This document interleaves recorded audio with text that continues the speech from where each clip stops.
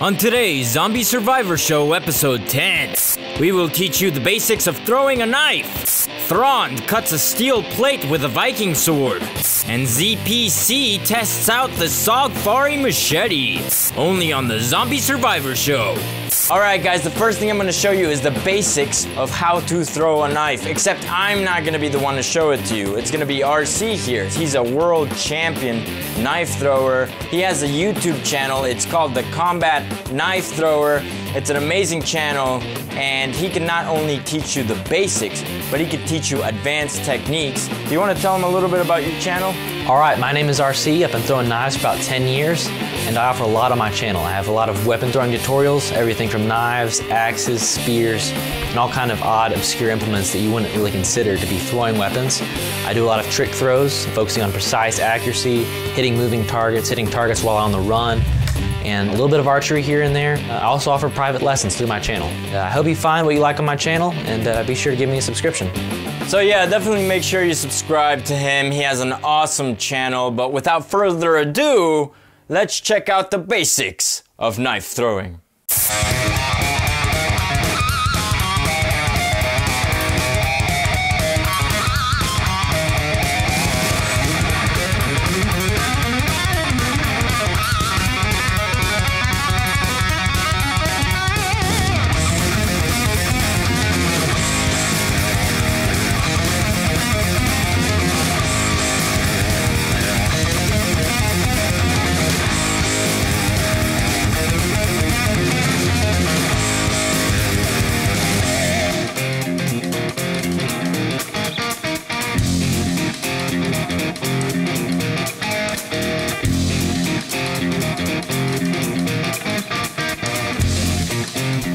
Hey, what's up survivors? Welcome to another mind-blowing video from Zombie Go Boom. We're gonna be teaching you 2 ways to throw a knife. And we have RC here, knife expert. He has his own channel. If you want to learn more about knife throwing and other weapon throwing, click right here in the description below. His channel name is the Combat Knife Thrower, but today he decided to make a video with us where he teaches us basically the basics. So if you're into this, this is gonna be a good video for you to watch. Alright, today I'm going to teach you 2 basic techniques for instinctive knife throwing. Instinctive knife throwing is a concept where you can throw from multiple distances without having to throw from like a set marker and throw the same exact way every time. The 2 ways I like to do this are half spin and no spin throws. The half spin throw is a basic blade held technique, and a no spin throw is almost like a quarter spin where you hold the knife by handle. For the half spin throw, what I like to do at close range is to grab very low on the point. I'm gonna use a lot of wrist flick. Okay, the closer your target, the more wrist flick you're gonna use. The farther you get back, the less wrist flick. As you get farther back, you're gonna add less wrist flick, so your wrist is gonna be a little stiffer. I also like to turn the knife over so that the plane of the knife creates air resistance, and that's gonna slow the spin down. Alright, give it a shot. So for the half spin throw, you're gonna grab low on the blade as a beginner, because you're going to want a knife spin fast so you can learn. Alright, keep your thumb on this side and off the spine of the knife. Alright, and grip the knife fairly loosely so that when you get to about shoulder height or shoulder length apart, it's going to slide out of your hand. You're not releasing rapidly like this, you're just letting the knife slide out naturally. So you want to have a nice, fairly loose grip. Okay. Nice. Alright. Alright, this next throw is a no spin throw. The grip can be very important with a no spin. What I'm going to do is I'm going to take the butt of my knife, stick it almost in the center of my palm, and extend my index finger along the handle like that. My middle finger is going to come out almost perpendicular to my index finger. And then my ring finger and pinky finger are going to be tucked up under here out of play, and my thumb is going to support my middle finger from this side.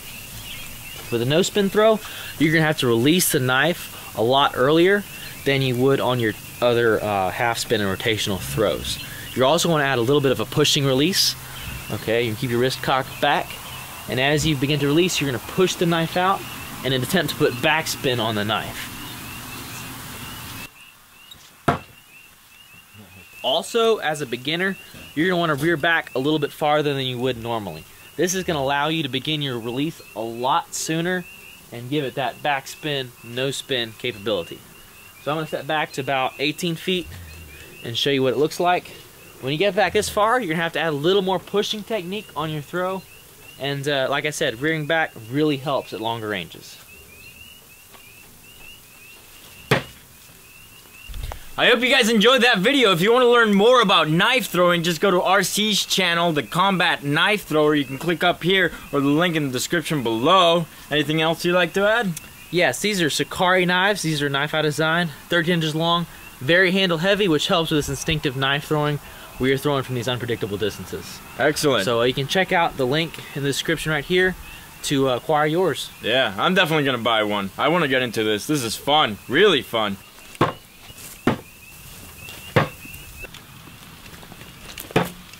Not only that, but he'll be doing a tutorial where he'll teach you how to throw axes and tomahawks. That's gonna be pretty awesome. And he's been doing a lot of episodes with us against Ivan heads, and it's really mind-blowing stuff. With another mind-blowing video from Zombie Go Boom, I'm Chuck Murray. And I'm RC, the Combat Knife Thrower. Yeah, we'll see you next time. The next thing I want to talk about is that on the last Zombie Survivor show, you saw a modern-day samurai cut through steel. And I asked you guys, was this possible? How was this done? Is it harder than it looks? Should we try it here? And we definitely still want to try it at Zombie Go Boom. But before I even got the chance, our friends Thrond and Elgrim made this badass video where they show you that not only can it be done, but you don't have to have a katana to do it. Let's check it out. Hey, Thrond here, and today I've got a special test designed for the late century Viking sword from Medieval Shot. A while back I did the Viking challenge, and it was very, very popular. It was a short video where I used my sword, Stanleykløver, and cleave through a sheet of metal, very much like the Samurai Challenge that everybody knows online. It's got millions of views. Chuck Murray brought it up the other day on Zombie Go Boom about the katana cutting through the steel and everything in the video. So we figured, why not just redo it as a nice test for this new sword that I received. It's my new favorite sword. So let's get going and see how it turns out. Oh, nice. Look at how clean a cut that was. That is beautiful. Not bad at all. We lost our brace in the middle, and the edge is totally undamaged. I don't have any edge damage whatsoever to this blade. Beautiful. Remember, you can still enter to win this Cold Steel Warrior Katana if you sign up for our Patreon page. That's patreon.com/ZombieGoBoomTV. And actually, I'm going to be giving a bonus weapon away, but I'll reveal that on the next Zombie Survivor show. Get your favorite zombie killing weapons at ZombieGoBoom.com. Next thing I want to show you is a video created by ZPC, Zombie Preparedness Crew. These kids are awesome. I love everything that they do, and I just wanted to share it with you guys. Hey, it's Dakota, and welcome back to Zombie Preparedness Crew. Today we're going to be testing the Sogfari machete. Today it might seem a little bit different because we're in West Virginia, but I'd like to say a special thanks to Chuck Murray and the awesome team at Zombie Go Boom for allowing us to be featured in their episode. First, we're going to do a torture test. I'm going to test the chopping ability on this log.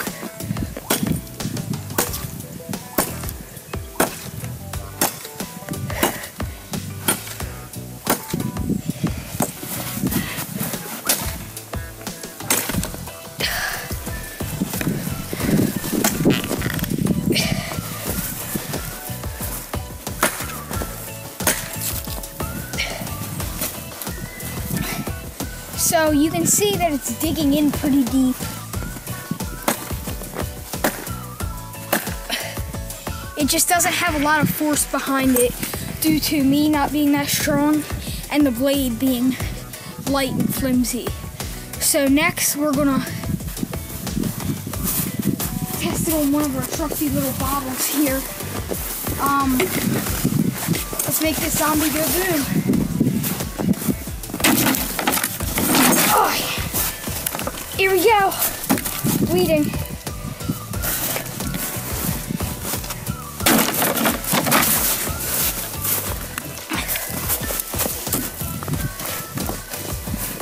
Now I'm gonna try flicking my wrist really hard. Alright.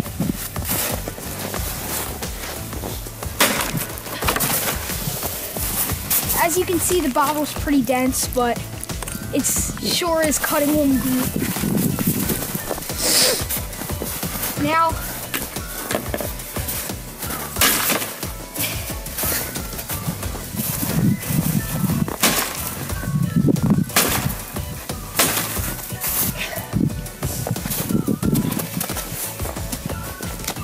quite a few cuts in it. I'd say this is a pretty good weapon, but we really didn't make this thing go boom.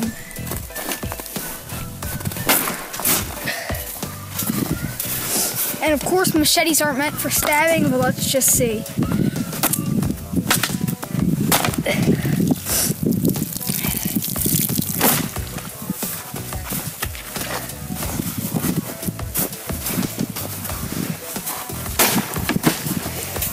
Alright, that cut in at least 4 inches. So, now stick around to see some more torture tests. I mean, it's not quite machete sharp either, it's more blade sharp. Come here. Look how deep this cut in here.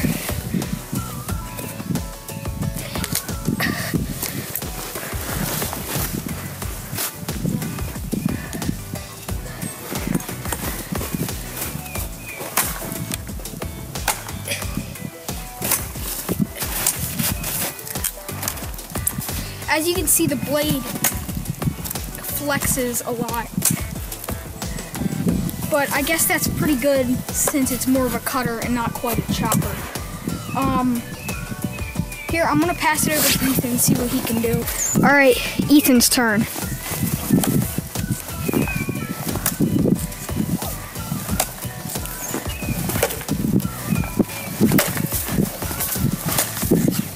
Flick your wrist a bit more. Okay.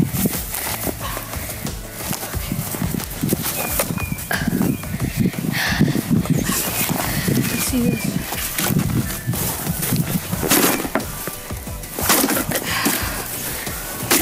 All right, well, here, take this. I think that'll be enough for this episode. We have to cut it a bit short for the survival show. But, thanks for watching, and again, big shout out to Chuck Murray for letting us have this opportunity, because this was awesome. Yeah, thank you very much. Thank you guys for sending that to us. You guys are awesome, but you probably need something a little bit sharper, just a machete that's a little bit better. We're gonna be testing this Outback machete very soon from Schrade, and after we're done testing it, as long as I can get your guardian's permission, I'll send it to you. Please click on the screen to the left to check out Thrond and Elgrim's channel. Click on the screen in the middle to check out the Combat Knife Thrower, and click on the screen to the right to check out the Zombie Preparedness crew. Annotation at the top will take you to a playlist so you can see every episode of the Zombie Survivor Show. Also, please click on that big ass subscribe button if you haven't already. Don't miss any of the action. And please punch the living crap out of that like button because that really helps. I love you guys. See you next time.